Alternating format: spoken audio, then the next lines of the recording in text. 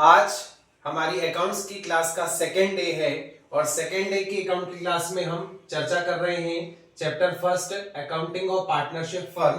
कल first day की class में मैंने आपको एक्सप्लेन किया था कि पार्टनरशिप फर्म क्या होती है, पार्टनरशिप फर्म का इन्वॉल्व कैसे हुआ। इन केस अगर आपने फर्स्ट क्लास नहीं देखी है तो मेरे प्रीवियस वीडियो में जाकर के आप फर्स्ट डे की क्लास को पहले देख करके और मीनिंग पार्टनरशिप फर्म की अच्छे तरीके से समझ सकते हैं। आज मैं आप लोगों को सेकेंड डे की क्लास में पार्टनरशिप फर्म की एक डेफिनेशन बताऊंगा और ये जो डेफिनेशन है वो है हमारी इंडियन पार्टनरशिप एक्ट 1932 के सेक्शन 4 में दी गई डेफिनेशन। यानी पार्टनरशिप फर्म की जो डेफिनेशन है वो इंडियन पार्टनरशिप एक्ट 1932 के सेक्शन 4 में दी गई है और वो डेफिनेशन हम देख इंडियन पार्टनरशिप एक्ट 1932 के सेक्शन 4 में। ठीक है, इंडियन पार्टनरशिप एक्ट 1932 के सेक्शन 4 में ये पार्टनरशिप की डेफिनेशन है। अब स्टूडेंट्स के सामने समस्या क्या जाती है कि हम डेफिनेशन याद तो कर लेते हैं पर कई बार क्या होता है समझ में ना आने के कारण हम बीच बीच में वर्ड्स भूल जाते हैं। और ये जो डेफिनेशन दी गई है वो एक लॉफुल डेफिनेशन है क्योंकि क्या हो रहा है सेक्शन 4, सेक्शन मतलब धारा, किसी धारा के अंतर्गत ये डेफिनेशन दी गई है और जब धारा के अंतर्गत कोई डेफिनेशन दी जाती है मतलब ये लॉ की डेफिनेशन है, इसे हमें वैसी की वैसी ही लिखना है, इसे हमें मॉडिफाई नहीं कर सकते हैं। ठीक है, तो अगर हमें अच्छे तरीके से क्लियर हो जाए ये डेफिनेशन तो हम बिल्कुल वैसी की वैसी लिख सकते हैं। और स्टूडेंट्स मैं आपको इस डेफिनेशन को अभी आपको वर्ड टू वर्ड क्लियर करूंगा कि कैसे इस डेफिनेशन को हम अच्छे तरीके से याद रख सकें। तो हम डेफिनेशन समझते हैं।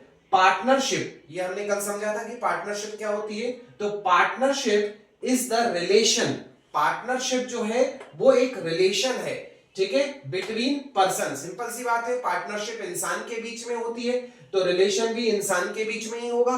तो partnership is the relation between person. अब बात आती है रिलेशन मतलब क्या। तो पार्टनर्स के बीच में रिलेशन का मतलब होता है प्रॉफिट और लॉस को डिस्ट्रीब्यूट करने का रेशियो, ये उनके बीच में रिलेशन होता है। जैसे आपने सुना होगा कई बार, मैं आपको बता देता हूं, जैसे ए और बी दो पार्टनर हैं, ठीक है, और उन्होंने कहा ये 50-50 के पार्टनर हैं। कैसे पार्टनर हैं? उन्होंने कहा 50-50 रेशियो के पार्टनर हैं। इसका मतलब ये होता है कि ये आपस में इक्वली हैं, मतलब ये दोनों आपस में बराबर बराबर के पार्टनर हैं। तो ये क्या हुआ उनके बीच में? रिलेशन ही तो हुआ। तो partnership is the relation between person, A और बी क्या है? पर्सन है, ठीक है। तो partnership is a relation between person. यहां तक सभी को क्लियर हो गया? हु हैव एग्री, ये याद करो मैंने आपको कल समझाया था कि पार्टनर्स अगर पार्टनरशिप बिजनेस करना चाहते हैं तो इसके लिए उन्हें आपस में एक एग्रीमेंट बनाना होता है। क्या बनाना होता है? एग्रीमेंट। तो क्या लिखा हुआ है? हु हैव एग्री, जो कि आपस में क्या हुए हैं? एग्रीड हुए हैं, यानी सहमत हुए हैं। तो यहां तक अपने को क्लियर हो गया कि partnership is the relation between person who have agree, ठीक, टू शेयर द प्रॉफिट। आई बात समझ में? प्रॉफिट को ये इस तरीके से क्या करेंगे? शेयर करेंगे। कोई जरूरी नहीं है इसी तरीके से शेयर करेंगे, प्रॉफिट को शेयर करने के और भी इसके अलावा बहुत सारे तरीके होते हैं। मैं अपने नेक्स्ट वीडियो में आपको सिखाऊंगा कि पार्टनर्स प्रॉफिट को किस किस तरीके से शेयर करते हैं, ठीक है ना? क्लियर? तो share the profit of business, जो किसी एक बिजनेस के प्रॉफिट को शेयर करने के लिए आपस में सहमत हुए हैं। यहां तक क्लियर हो गया? अब अपन यहां तक पूरा बोल के देख लेते हैं। क्या हुआ? Partnership is the relation between person who have agree to share the profit of a business carried on by all. Carried on by all का मतलब ये सब आपस में मिलकर के क्या करेंगे? उस बिजनेस को चलाएंगे। कैरीड ऑन बाय ऑल, यानी कैरी का मतलब होता है चलाना, कैरीड ऑन बाय ऑल, सभी आपस में मिलकर के चलाएंगे। और या फिर ऐसा भी हो सकता है कि any of them acting for all, या ऐसा भी हो सकता है कि उन सब की तरफ से कोई एक व्यक्ति बिजनेस चलाए। तो अब आपका दिमाग घूम गया होगा कि ये कैसा हुआ, उन सब की तरफ से एक व्यक्ति बिजनेस चलाए। देखिए कई बार क्या होता है, जैसे सपोज करिए मान लीजिए हमारे पास 3 पार्टनर है एक्स, वाई और जेड, ठीक है, क्लियर? कितने पार्टनर है? 3, एक्स, वाई और जेड। और ये तीनों ने ही बिजनेस में, फर्म में क्या हुआ? कैपिटल इन्वेस्ट करी, एक्स ने भी करी, वाई ने भी करी, जेड ने भी करी। अब तीनों ने कैपिटल इन्वेस्ट करने के बाद एक्स और वाई ने कहा कि भैया हम नॉन एक्टिव पार्टनर रहना चाहते हैं फर्म में। नॉन एक्टिव का मतलब ना तो हम शॉप में आएंगे, ना हम फर्म को ऑपरेट करेंगे।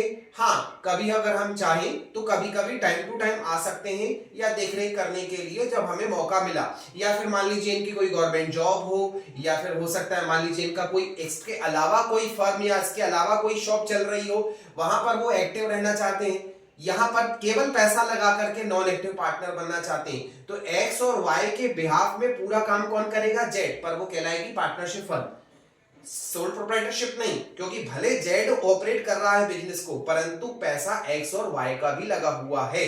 आई बात समझ? तो वो फर्म कहलाएगी पार्टनरशिप फर्म, ठीक है ना, क्लियर। और जिसके पार्टनर कहलाएंगे एक्स, वाई और जेड, परंतु उनकी तरफ सबकी तरफ से बिजनेस कौन चलाएगा? केवल जेड। आ गई बात समझ? तो ऐसा भी हो सकता है डिपेंडिंग ऑन कंडीशन और डिपेंडिंग ऑन एग्रीमेंट्स, ठीक है। तो और any of them acting for all, ठीक है, या उनकी तरफ से कोई एक चलाया जाएगा, परंतु वो काम जो है एक के द्वारा किया गया काम सभी के द्वारा किया गया काम माना जाएगा। मतलब जो डिसीजन जेड लेगा वो एक्स और वाई के द्वारा मान्य होगा, वो एक्स और वाई के द्वारा लिया गया माना जाएगा। लिखा हुआ ना, एक्टिंग फॉर ऑल, ठीक है, एनी ऑफ देम, उनमें सभी से कोई एक चलाएगा, पर एक्टिंग फॉर ऑल, परंतु वो काम सभी के द्वारा माना जाएगा।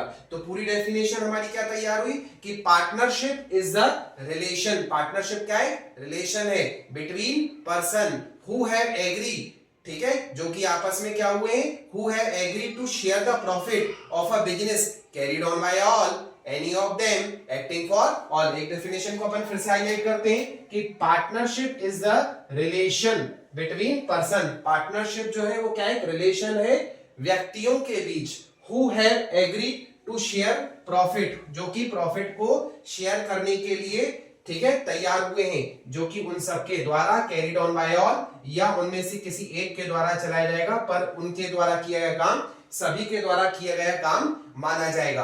तो स्टूडेंट्स, ये मैंने आज आपको क्लियर करी पार्टनरशिप की डेफिनेशन जो दी गई है section 4 of Indian partnership act 1932 में। इस डेफिनेशन में अगर आपको फिर इसके अलावा भी कोई डाउट्स हो या कोई वर्ड में कोई प्रॉब्लम जा रही हो तो आप कमेंट बॉक्स में लिख करके मुझे पूछ सकते हैं, मैं इसका रिप्लाई करूंगा, ठीक है। और इसके अलावा आप डेफिनेशन को अच्छे तरीके से तैयार करिए। तो अब मिलते हैं हम नेक्स्ट क्लास